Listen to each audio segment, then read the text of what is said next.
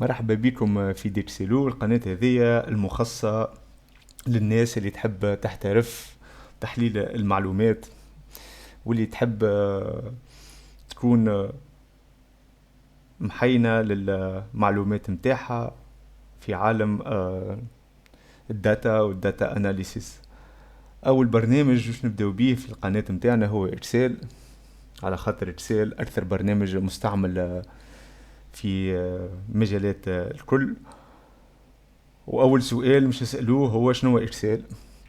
دونك اكسل هو برنامج يخليك تعالج البيانات، برنامج يخليك تعالج البيانات وتدخل بيانات في جداول مبسطة.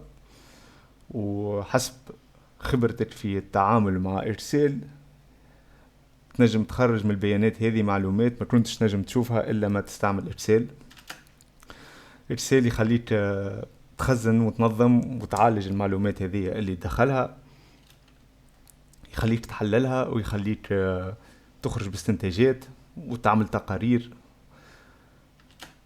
يخليك تقدم معلومات بطريقة سهلة وطريقة ما كنتش تنجم تقدمها إلا ما تستعمل إكسل وتكون محترف في إكسل.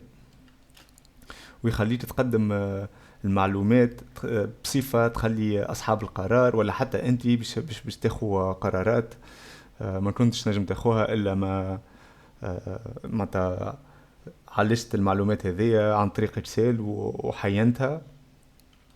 تخليك زيادة تقدم مجموعة من الاختصارات هما دي سومير، دونك سامري متاع لي دوني ولي داتا هذوما اللي دخلتهم في اكسل.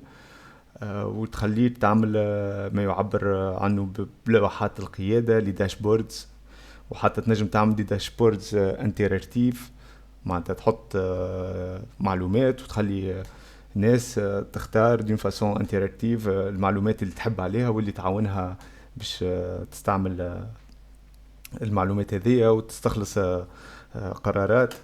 اكسل هو اكثر برنامج مستعمل في الشركات وفي العالم المهني، والاحتراف في اكسل يخليك تربح الوقت وتسهل خدمتك، ويخلي زاد يخليك تظهر اكثر في الدومين متاعك. دونك مرحبا بكم مرة أخرى في ديكسيلو، وباش نبداو في أول سيري هذه مخصصة للمبتدئين.